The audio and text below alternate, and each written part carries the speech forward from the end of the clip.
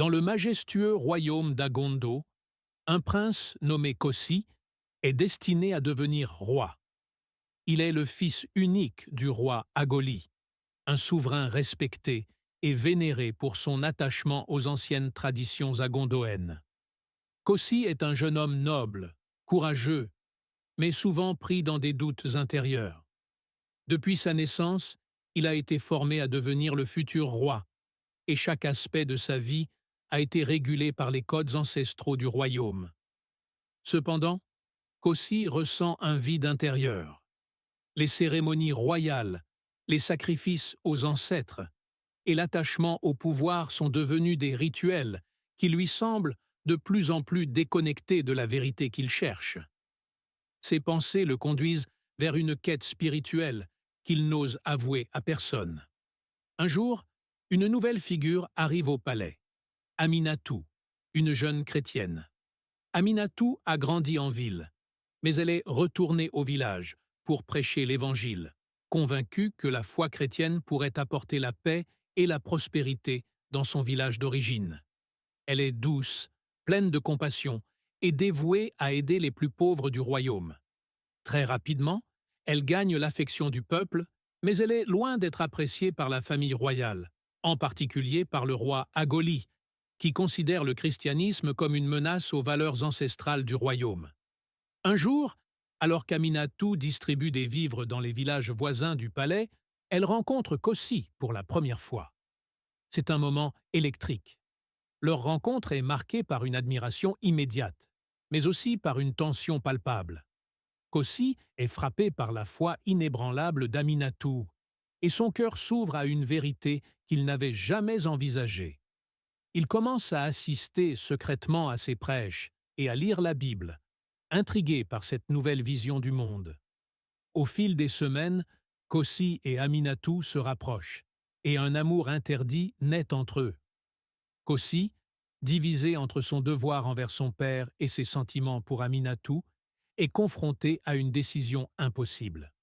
Son père, le roi Agosou, impose des restrictions strictes contre toute forme de christianisme, convaincu que cette foi étrangère détruirait l'héritage de leur peuple. Un événement bouleversant se produit lorsque le roi Agosou tombe gravement malade. Sa santé se détériore rapidement et la question de sa succession devient plus pressante. Kossi, bien qu'ayant été désigné héritier, est désormais confronté à un défi de taille. Son cousin, Agoli, un homme ambitieux et manipulatif, commence à tisser une toile de complot dans l'ombre. Il voit dans la maladie du roi l'opportunité de prendre le pouvoir. Agoli est un fervent défenseur des traditions anciennes et se montre prêt à tout pour prendre le trône. Un jour, le roi Agoli annonce publiquement qu'il choisit Agosou comme héritier, en raison de son attachement indéfectible aux coutumes ancestrales. Kossi, dévasté, apprend que son propre père a secrètement conclu un pacte avec son cousin pour que celui-ci prenne sa place sur le trône. Cette trahison le brise profondément. Il se rend compte qu'il est en réalité un pion dans un jeu de pouvoir familial, et que la foi qu'il a trouvée dans la parole d'Aminatou pourrait bien être la seule chose qui lui reste. Kossi décide alors de se confronter à son père. Une nuit, sous un ciel étoilé, ils ont une discussion houleuse dans les jardins du palais. Le roi Agoli, avec fierté, défend les traditions du royaume. Mais Kossi, avec une force qu'il ne se connaissait pas, lui répond « Je préfère suivre mon cœur et la vérité que j'ai trouvée, même si cela signifie renoncer à mon héritage. » Le roi, furieux, le chasse du palais. Et Kossi décide de fuir pour échapper à la guerre imminente qui pourrait éclater. Alors que le royaume se divise de plus en plus, Agosou déclenche une rébellion contre son propre peuple, cherchant à renverser Kossi et à prendre le trône. Des tensions éclatent dans tout le royaume. Kossi, accompagné d'Aminatou et de quelques partisans fidèles, se réfugie dans un village isolé, où il prépare une contre-offensive. Cependant, Kossi réalise que la violence et la guerre ne sont pas la réponse. Il se tourne alors vers la prière, cherchant des réponses dans sa foi chrétienne. Dans une vision mystique, il voit une grande lumière qui brille à travers la forêt sacrée, symbole de la réconciliation possible. Le peuple, épuisé par les guerres intestines, commence à se rassembler autour de lui, espérant une solution pacifique. Kossi prend une décision audacieuse. Il retourne au palais avec Aminatou, prêt à confronter son père une dernière fois.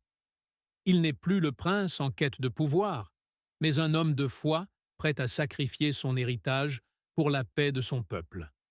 Kossi, Aminatou et leurs partisans affrontent les troupes d'Agossou dans une dernière bataille décisive. La confrontation est violente, mais au lieu de tuer, Kossi choisit de capturer son cousin et de le confronter publiquement. Il lui dit « Le pouvoir ne se conquiert pas par la violence, mais par la paix et la foi. » Ce geste choquant bouleverse le royaume et les partisans d'Agossou commencent à se rallier à la cause de Kossi.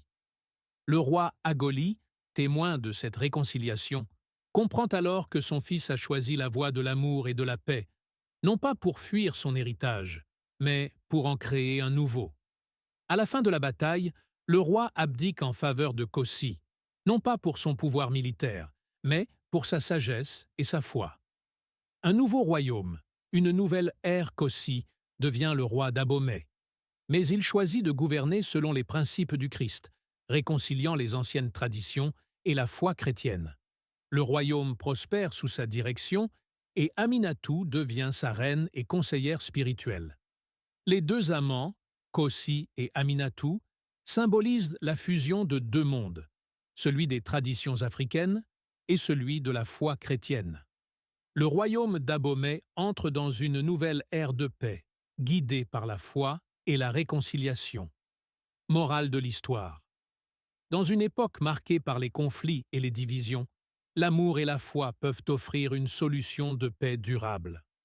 Le véritable pouvoir ne réside pas dans la force, mais dans la capacité à pardonner, à s'unir et à sacrifier son ego pour le bien commun.